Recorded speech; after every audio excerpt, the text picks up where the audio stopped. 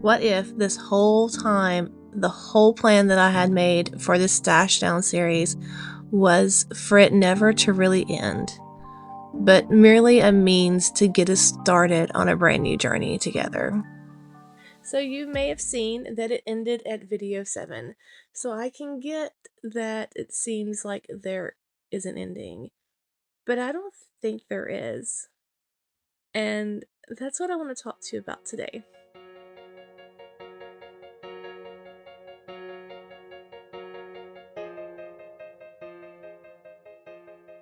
Say this very clearly.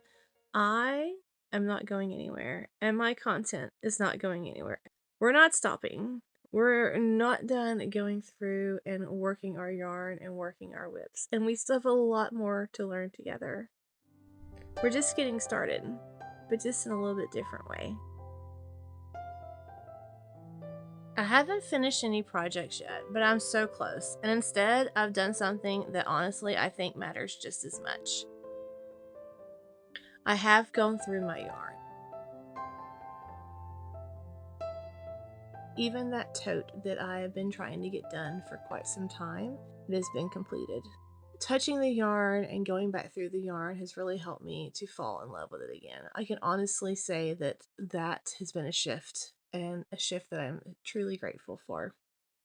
My current number is sitting at 1,806, and while that may fluctuate a little later on, depending on a few things, that's okay.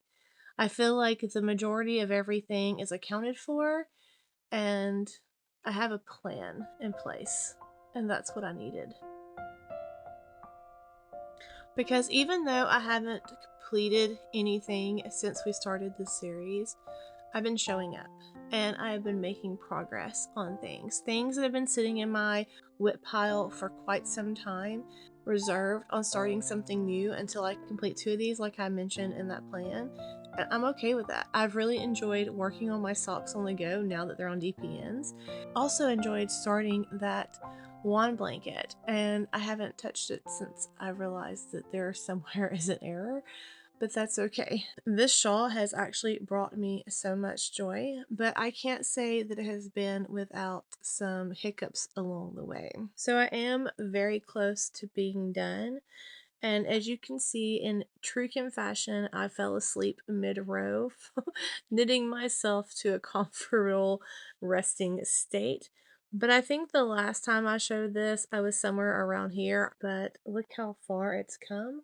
And this is going to block amazingly, and it is going to be absolutely lovely. This is a pattern by Romy Hill, and this was a mystery knit along from 2020, I believe, and I think it's called April's Song, but you can see how gorgeous this is going to be. On here I have a Simply Serving stitch marker. It's the, what's his name? Toothless from How to Train Your Dragons.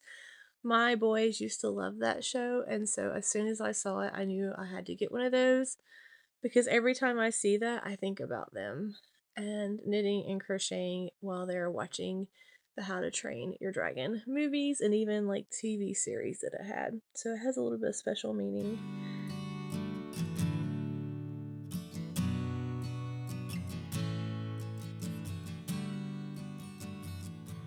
Not even this past week, I was knitting along and I realized that I had messed up the center section of the shawl. I fixed it, but I kept seeing where I had fixed it. And I was like, it's fine, no one's going to notice it, I'll just keep progressing. So I did. I kept progressing for about 9 rows, and then I was just sitting there one night and I was like, you know what? I've invested so much time into this, and I want it to be something that I'm proud of. Not necessarily perfect, but I want it to be something where this is kind of like my comeback story, and I want to show it the attention and the detail that it needs. So I did rip out this whole section.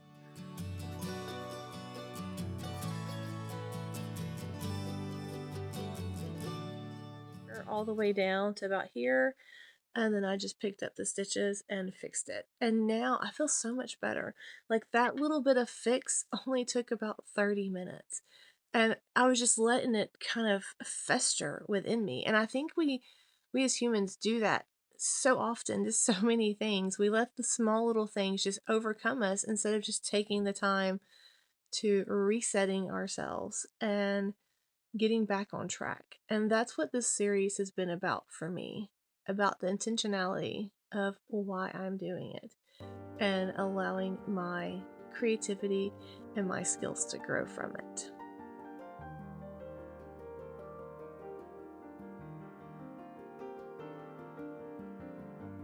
And my socks, yeah, they're moving along too. Not finished, but not forgotten either.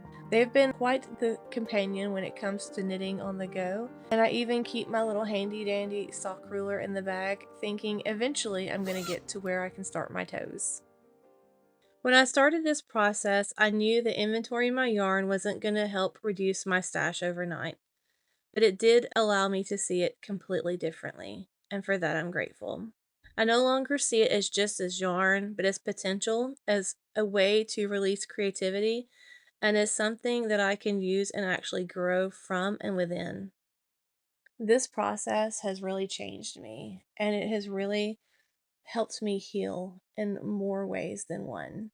And it's not something that I've just noticed, but it's something that my husband has even noticed by my interactions and my urge to knit and crochet again, opposed to how it was in the past.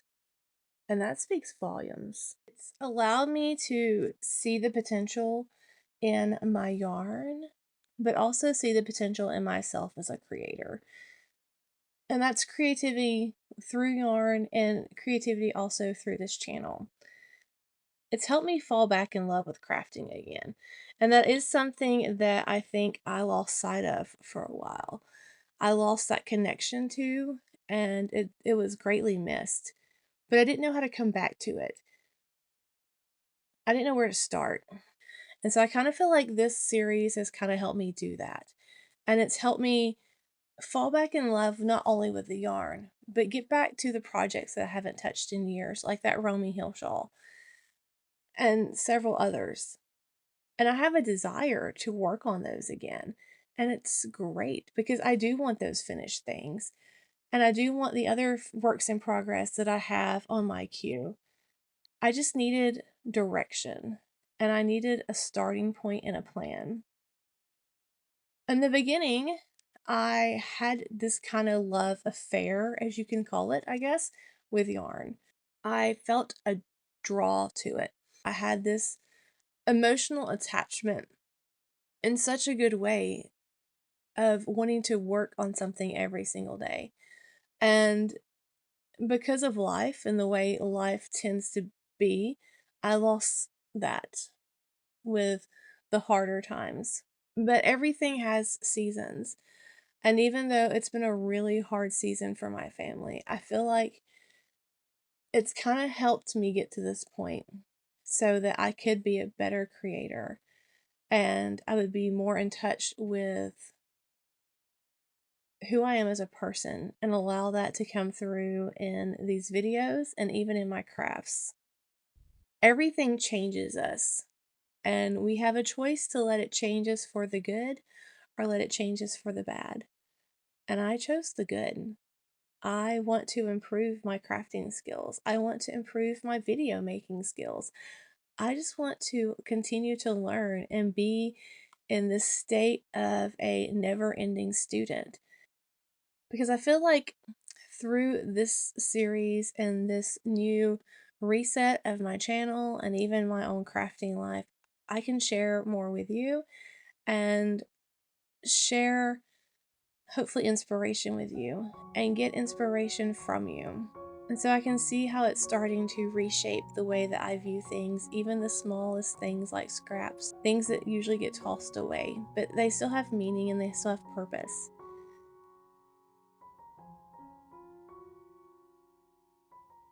I'm no longer feeling overwhelmed or feeling rushed because the world pushes that upon us. The world tells us that we have to be in a rush state. The world tells us that we need to start something new and that we need to try this new tool or that we need to buy this latest and greatest yarn. But we're missing out on what brought us to yarn in the first place. Just the love to craft and the love to pick up needles or hooks and turn that string into something wonderful and amazing that we can use in our life or that we can gift to somebody else so they can use in their life. And that's what I'm hoping that I help share on this channel and that I've experienced lately through this.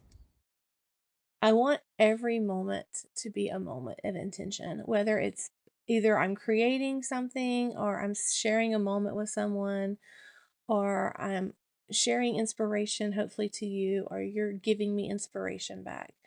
Those are the moments that matter. Those are the moments that in 5 years I'm going to look back on and be like, oh, yeah, that was a lot of fun. I remember that conversation.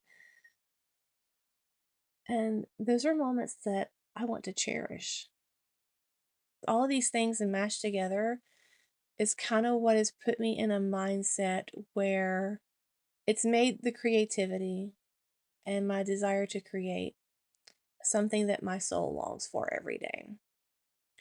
And something that I really enjoy again, and not something that I feel like I have fallen behind on like it had in the past.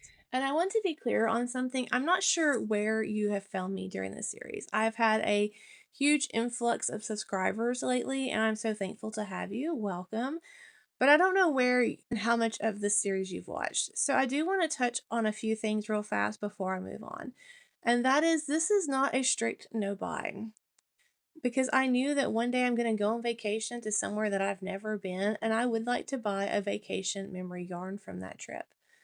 I'm not intentionally going to go out and buy yarn, but if I have those once in a lifetime moments, then I would like to reward myself with a skein of yarn as a memory yarn from that. It's also not about guilt of my stash. I have zero guilt. I've curated my stash over a year's time, and I did so with intention and purpose because it's the yarns I needed to make patterns that I have wanting to make for a long time.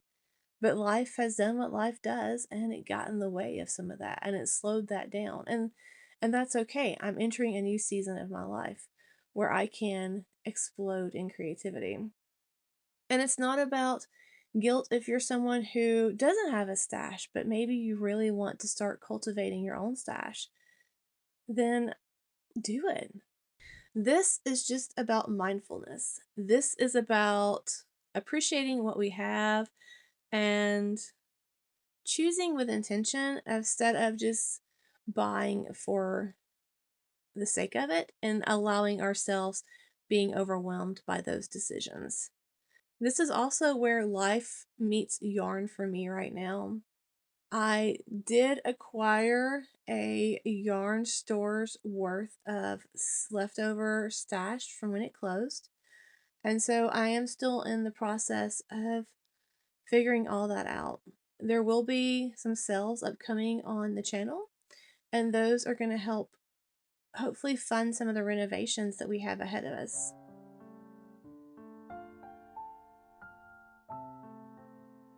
So I'm in this space of deciding of still what's going and what's staying in more aspects than one, with the things in the house over there and even some things with my stash in here and with the stash that I've acquired. But that's part of a process that I'm excited about and I'm not overwhelmed about anymore. Because this has never been about getting rid of all my yarn for me. This has just been about falling back in love with it. Like when I was just so amazed and enamored with a finished object that I created with my own hands and that I forced myself to learn something new opposed to giving it up and setting it to the side. I want to have those feelings back. It's about making space so I have time in my life where I feel like I can do all these things. And for the things that matter right now, the things that won't be here forever. I'm also not completely done with some things. My fiber stash still needs to be gone through, and it still needs to be put into Ravelry. And a lot of it, I don't even know what I have in my fiber stash, to be quite honest with you. It's been so long since I've sat down at my wheel and spun anything. Which makes me wonder, are any of you spinners? I would like to know, so let me know down below. But I want to get back to that. And I feel like it's been such a long time since I've done that I'm going to have to relearn how to do that. So I would like to share some of that process and that journey with you here in this space as well. But because of things of summer and trying to get other things done, I'm thinking that's something that I would really like to focus on more after summer. So let me know what you think about that. So I would love to really hear where you are in this process right now. Where are you in your stash journey? Are you still at the beginning? Are you still kind of inventorying? Are you really starting to plan out your projects? Are you really already into the making stage and you're starting to really work your stash? Have you been giving yourself any reward points, and have you earned any rewards? I would love to know. Maybe you've made a lot of progress, a lot more than I have, and I want to celebrate that with you. I love to know how it's felt for you to do this, and how, if this has encouraged you or motivated you in any way. Because I know for me, it hasn't really looked like I would expect it to in a way, but I do think it turned into something a lot better than I planned, and for that I'm grateful. I'd also like to know, what are you excited about in your own making, in your projects, and your creativity? And even here in this community space that we've created, I do want to continue this being a community place where you come over and you hang out and we sit and we chat and we share love of yarn through knitting and crochet. And I'm just curious what that looks like for you. And so please let me know down below. I'll see you in the next one.